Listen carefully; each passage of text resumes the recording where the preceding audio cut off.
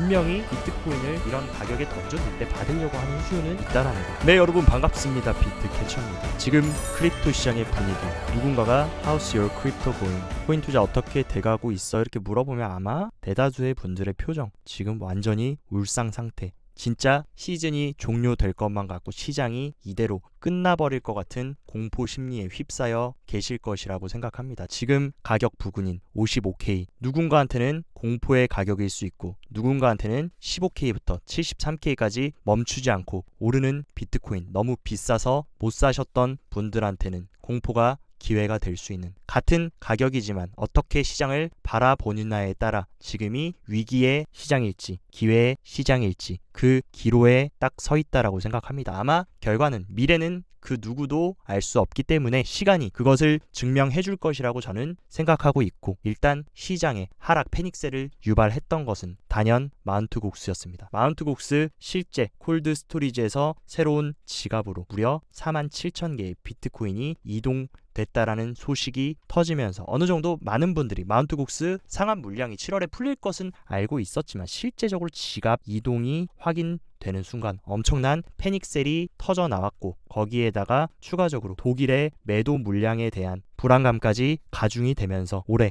FTX 사태 이후로 가장 큰 청산이 이번에도 이루어졌습니다. 이런 매도 압력으로 인해서 롱 포지션이 완전히 싹 다 정리가 되고 손바뀜이 된 모습. 근데 한 가지, 여러분들이 단순히 마운트 곡스 물량이 풀리고 독일 정부가 비트코인을 매도한다라고 했을 때 분위기에 휩쓸려서 너도 나도, 이 사람이 파니까 나도 팔고 던지고 이런 죽음의 소용돌이가 가속화가 되면서 제가 봤을 때는 55K 부근까지 왔다라고 생각하는데, 우리가 조금 더 면밀히 어느 정도 물량이 시장에 풀릴 수 있고 그 리스크를 정확하게 알아야지만 여러분들이 대응이 가능하다라고 생각합니다. 지금 마운트 곡스에서 상환되는 총 물량은 14만 2천 개다. 근데 이 부분도 여러분들이 조금 더 세밀하게 한번 풀어보면 이번 마운트 곡스 총 14만 2천 개의 상한 물량 중에 지난해 3월 10일까지 상환받을 금액의 약 90%에 해당하는 현물 암호화폐를 7월에 일시불로 받을지 여부를 채권자들이 결정했어야 됐는데 75%만 해당 안을 수락을 했습니다. 따라서 7월에 분비될 비트코인은 사실 9만 5천 개라고 보시면 되고, 그리고 실제 시장에 나올 물량은 7만 5천 개에 가깝다. 왜냐하면 마운트 곡스 채권자인 대형 투자 펀드들은 이 보유량을 매각할 계획이 없다라고 밝혔기 때문에 어떻게 보면 총 14만 개 중에 절반 정도만 배포가 될 것이고, 이 7만 5천 개도 한 번에 다 던져지는 게 아니라 한 달 동안 여러 거래소에 걸쳐 천천히 이루어질 거다. 그러니까 7만 5천 개가 실제적으로 시장에 공급될 수 있는 물량이고, 이것이 한 번에 쏟아지는 게 아니라 천천히 기간을 가지고 빠진다라고 여러분들이 보셔야 됩니다. 그리고 독일 정부가 지금 보유하고 있는 비트코인 물량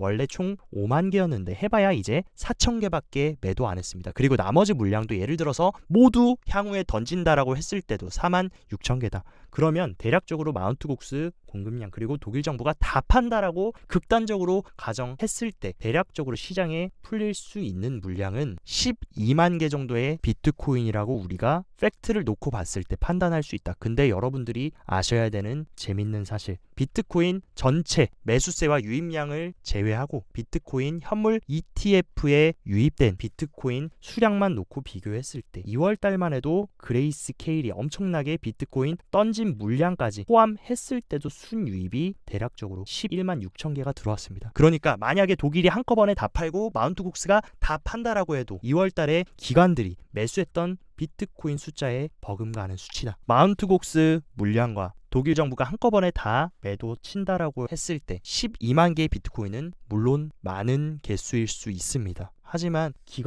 월가 기관들의 비트코인 현물 ETF가 다시 수요가 붙어준다라고 하면 충분히 이 정도 물량은 상쇄해줄 수 있는 물량이다라고 생각하고, 심지어 이때는 어떤 때였습니까? 그레이스 케일의 엄청난 환매 물량이 나왔는데도 불구하고 이 정도의 유입이 들어왔었다라는 거. 사실 마운트 곡스와 독일의 매도 리스크는 제가 봤을 때는 조금 부풀려진 경향이 크고, 어떻게 보면 하락을 유발해서 개미들을 완전히 패닉셀에 빠지게 하기 하기 위한 명분이었을지 않을까라고 생각합니다. 그리고 심지어 저스틴 성 같은 경우는 시장에 미치는 영향을 최소화하기 위해서 독일 정부와 협상해서 독일이 갖고 있는, 독일이 팔려고 하는 거 내가 그냥 장외 OTC에서 받아주겠다, 이런 발언까지 했습니다. 이게 그냥 진심으로 한 말인지 그냥 한 얘긴지는 몰라도 분명히 비트코인을 이런 가격에 던져줄 때 받으려고 하는 수요는 있다라는 거.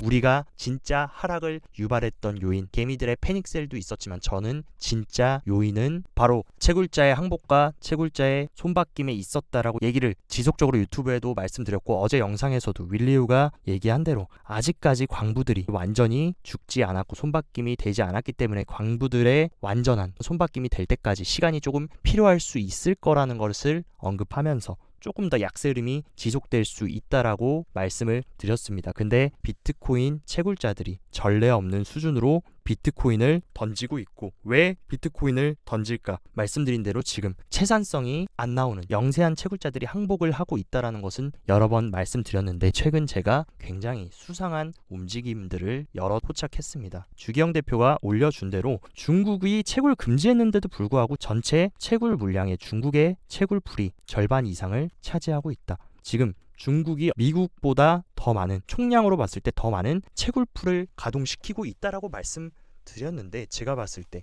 지금 하락 조정은 미국과 중국의 채굴자들, 핵심 채굴자들의 채굴 패권 전쟁이 진행되고 있음을 생각합니다. 왜냐하면 결국에 채굴 비용보다 비트코인 가격이 낮을 때 분명히 채산성이 안 나오기 때문에 결국에 이런 흐름이 장기화된다라고 하면 약한 채굴자들은 죽을 것이고, 여기서 지금 미국과 중국의 채굴자들이 누가 죽냐 하면서 그 죽은 점유율을 미국이 최대한 뺏어가려고 가격을 하락시키고 있지 않을까라고 보고 있는데, 여러분들이 아셔야 되는 거, 지금 전체 비트코인 마이닝 풀 비율을 보면 1위 마이닝 풀이 파운드리 USA라는 미국의 채굴풀입니다. 그리고 2위가 엔트풀이라고 하는 중국 기반 채굴풀인데, 이 엔트풀 같은 경우는 누가 엮여 있습니까? 채굴의 왕이라고 볼 수 있는 비트코인 캐시의 아버지 우지안이 엮여 있습니다. 그리고 우지안이 설립한 채굴 기업인 비트메인이 관리하는 채굴풀이 바로 엔트풀이다. 전체 채굴업체 순위를 보면 대다수가 미국의 채굴장인데, 여기 8위에 위치한 채굴 기업이 비트디어라는 기업입니다. 근데 최근에 우지안이 트위터에 올려준 거, 테더 인터내셔널, 바로 중국발 스테이블 코인인 테더입니다.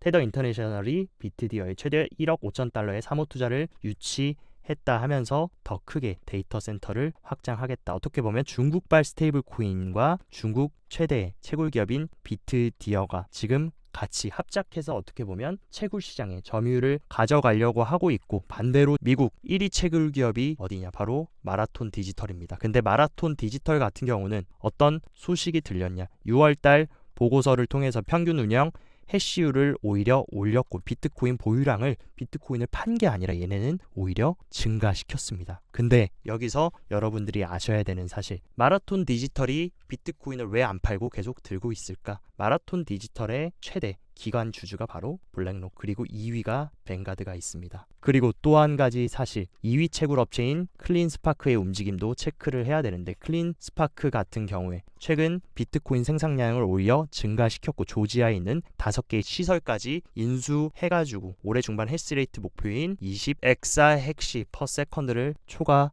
달성시켰다. 근데 여기서도 충격적인 사실, 클린스파크의 지분 누가 가장 많이 가지고 있냐? 블랙록이 가지고 있다. 이 1, 2위 채굴 업자들 입장에서 비트코인 가격을 내리는 게 본인들한테 유리하겠습니까? 올리는 게 유리하겠습니까? 당연히 본인들이 채굴했을 때 하나당 비트코인 가격이 올라가야 좋은 거다. 근데 왜 비트코인 가격은 계속 하락하는데 심지어 비트코인을 던지지도 않고 있을까? 얘네들은 지금 하락하고 있을 때 무너져 내릴 중국의 영세한 채굴자들, 그리고 미국의 약한 채굴자들을 얘네들이 다 삼켜서 이번 사이클을 미국의 월가 기관들, 대형 채굴업체들의 지분을 가지고 있는 블랙록을 필두로 한 미국의 큰 계획, 큰 판을 짜고 있을 가능성이 큽니다. 그리고 마이닝 컴퍼니에 가장 많이 투자하고 있는 기관을 보면 1위가 뱅가드, 블랙록, 피델리티, 골드만삭스, JP모건, 시티그룹. 미국의 자본시장을 움직이는 이 최고의 자본시장, 최고의 포식자들이 모두 마이닝 컴퍼니를 적극적으로 투자를 하고 지분을 가지고 있는 이유. 많은 분들이 시즌 종료다, 끝났다, 비트코인 망할 거다라고 하는데 얘네들이 과연 망하게 가만히 둘까?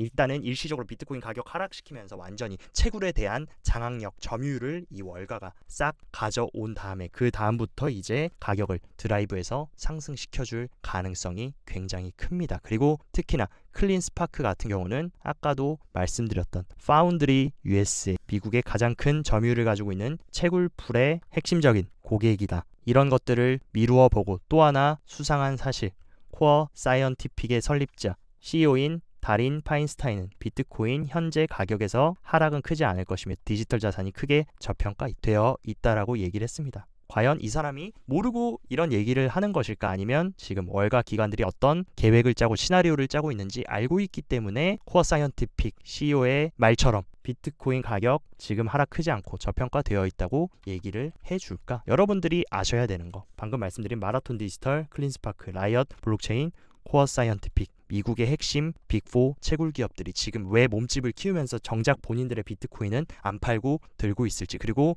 이들을 가지고 있는 대주주들이 누군지를 여러분들이 알고 계신다라고 하면 지금이 시즌 종료일지 아니면 하반기와 내년을 준비하기 위한 완전히 채굴, 공장, 손바뀜, 물갈이가 진행되는 시기인지 아마 느낌이 오실 거라고 생각합니다.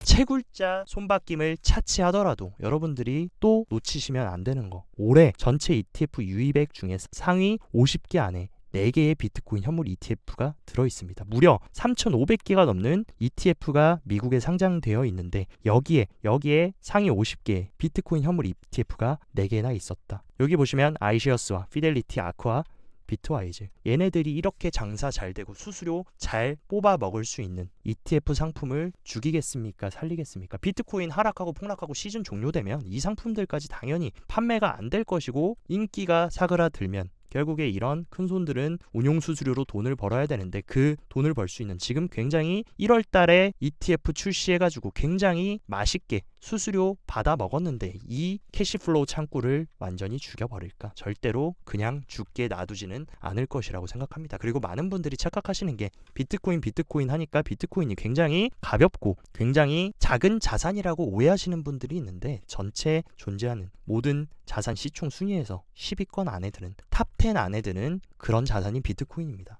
여러분들이 잘 아시는 버크셔에서의 TSMC, 테슬라보다도 더욱더 높은 시총에 위치를 하고 있는 게 비트코인인 만큼 비트코인 그렇게 쉽게 죽을 수 없고 여러분들이 생각하시는 5K, 10K 가는 시나리오는 사실상 불가능합니다. 그리고 지금 누가 그 뒤에서 모든 거 해먹으려고 하고 있습니까? 비트코인 현물 ETF를 통해 비트코인 판매자 역할과 동시에 지금 채굴 기업들을 다 가지고 지금 약세한 채굴 기업들을 다 삼키면서 지금 몸집을 키워나가는 비트코인의 공급자의 역할까지 지금 블랙록이 다 하려는 그 계획을 세우고 있다라는 거, 이것을 여러분들의 투자 코어에 잘 새겨 놓으시면 시장이 완전히 끝날지 아니면 약세 흐름으로 지치게 만들지는 결과는 정해져 있다라고 생각합니다. 어쨌든 지금 단기적으로는 당연히 조심해야 되고 보수적으로 보셔야 되고, 확실하게 추세가 반전되기 전까지는 이제 바닥이다, 완전히 상승이 시작될 거다라고 판단하기는 어렵지만 굉장히 중요하다고 말씀드렸던, 계속 지지를 해줬던 추세선을 확실하게 이탈함과 동시에 이전 직전 5월달 저점이었던 56K까지 붕괴하고 200일선까지 꽤 좋습니다. 그렇기 때문에 당분간은 약세 흐름이 지속될 수 있고, 일단은 지금 다음 매물대가 어디 구간입니까? 이 50K부터 52K 구간, 이 구간까지도 충분히 지금 분위기라면 한번 터치해 줄 수 있는데 이 구간을 지켜주는 게 저는 굉장히 중요하다고 생각합니다. 만약에 50K까지 붕괴한다라고 하면 아마 더욱더 긴 장기 트렌드 라인, 작년 초부터 계속 지켜줬던 이 트렌드 라인인 39K까지도 눌려줄 수 있기 때문에 이 마지막 방어선, 1차 방어선은 지금 깨진 상황이고 2차 방어선 50.5K 구간 잘 지켜주는지 우리가 봐야 되고, 확실하게 단기적인 추세 반전이 나오려면 제가 봤을 때 200일 이동평균선 위로 비트코인 가격이 다시 확실하게 회복을 해주면서 이 하방 트렌드 라인을 거래량과 함께 확실하게 돌파해주는 흐름, 그 흐름이 나왔을 때부터 다시 추세를 반전시켜줄 수 있기 때문에 이런 흐름이 나오기 전까지는 조금 보수적으로 지켜보면서 마운트 곡스의 상한 물량이 어떻게 흘러가고 지금 독일 정부가 계속 매도하는지 어떤 이런 리스크들을 좀 면밀하게 살피셨으면 좋겠습니다. 그리고 오늘은 또 매크로 시장에 굉장히 중요한 발표가 있는데 바로 9월달 첫 금리 인하 여부를 결정지을 수 있는 비농업 고용지수와 실업률 발표가 있습니다. 가장 중요한 고용 지표 발표이고 지금 어쨌든 비노 고용지수 같은 경우는 예측치가 이전 수치 대비해서 크게 하회하는 흐름, 여기다가 만약에 실제 수치도 예측치를 하회하면서 고용시장이 위축되고 있다라고 하면 지금 여러 가지 많은 개별 악재가 터지고 있는 크립토 시장이 그나마 다행인 부분, 그리고 실업률 같은 경우도 예측치보다 높게 나와줘서 고용이 위축되고 있다라는 흐름이 나와준다라면 가장 베스트입니다. 근데 만약에 지금 고용시장이 다시 살아나는 흐름을 보여준다라고 하면 단기적으로 안 그래도 지금 악재들과 여러 가지 매도 압력이 가중되고 있는 패닉 흐름에서 조금 더 흘러내릴 수 있는 요소들이 있으니까 이 부분 리스크는 알고 대응하는 것과 모르고 대응하는 것은 큰 차이가 있기 때문에 여러분들이 이 부분 인지하시고, 그리고 또 헤즈볼라가 이스라엘에 로켓 200발을 발사하면서 잠잠해졌던 중동발 리스크가 조금 다시 살아날 수 있는 부분, 이 부분도 여러분들이 염두에 두시고 대응을 하셨으면 좋겠습니다. 그리고 또 게리 겐슬러 같은 경우는 비트코인 가격 지지부진하고 개인들 투심 흔들릴 때 이때다 싶어서 지금까지 계속 두들겨 맞다가 가상자산 VC들을 지금 증권법 위반 여부를 조사하겠다라고 하면서 또다시 들쑤시고 있다. 그렇기 때문에 지금 어쨌든 여러 가지 만투국스부터 미국 정부 그리고 독일 정부의 매도 물량, 그리고 채굴자들의 항복, 그리고 여러 가지 지금 매크로적인 불확실성도 커져 있는 상황입니다. 물론 그 어느 때보다 시장은 불안한 시장이 맞고 약세의 시장은 맞지만 결국에 큰 흐름으로 봤을 때 특히나 7월에 들어서 가장 많은 단기 홀더들이 손실을 보고 손절을 하고 시장을 떠났습니다. 개미들이 많이 털렸을 때는 언제나 좋은 기회가 도사리고 있었다. 위험과 기회는 항상 공존하기 때문에 물론 지금 자리 하락이 끝나지 않은 자리일 수 있지만 장기적으로 조금 거시적인 긴 호흡으로 보면 6개월, 3개월 뒤에 지금을 돌아본다라고 하면 충분히 여러분들이 좋은 자리였다, 좋은 기회의 자리였다라는 것을 아마 느낄 수 있을 것으로 생각됩니다. 그리고 제가 8년 동안 크립토 시장에 살아남으면서 경험으로 느꼈던 가장 와닿는 말이 있습니다. 비온 뒤에 땅이 더욱더 단단해지고 굳어진다. 물론 지금은 소나기가 내리고 있기 때문에 이 소나기를 잘 피하고 우리가 최대한 리스크 관리를 해야 되는 시기는 맞지만 분명히 이 엄청난 소나기가 떨어지고 난 이후에 비가 온 뒤에 더욱더 견고해지고 단단해지는 그런 계기가 될 것으로 생각합니다. 물론 지금 위기는 맞지만 위기를 기회로 살려서 전화위복의 좋은 터닝포인트로 여러분들이 생각하시고, 현금을 지금까지도 잘 보유하신 분들은 어떻게 보면 기회로 보시고, 지금까지 잘 버텨오신 분들은 조금 더 소나기가 내리더라도 우리가 어떻게 하겠습니까? 미스터 마켓을 이길 수는 없고 결국에 시장 흐름에 우리는 대응을 해야 되는 입장이기 때문에 이겨내는 수밖에 없다라고 생각합니다. 그렇기 때문에 저와 함께 힘든 시장 잘 이겨내셨으면 좋겠고 포기하지 말고 잘 구축해 나가시길 바랍니다. 오늘 영상도 시청 진심으로 감사드리고 영상 도움되셨다 하시면 좋아요, 구독 눌러주시고 더 자세한 투자 전략 궁금하다 하시면 영상 하단 고정 댓글에 제가 운영하는 텔레그램 정보방 활짝 열어놨으니까 이쪽으로 입장하셔서 정보 잘 체크하시고 성공적인 투자 계속 이어나가시길 바랍니다. 오늘도 시청 진심으로 감사드리고 즐거운 주말 보내시기 바랍니다. 여기까지 비트캐쳐였습니다.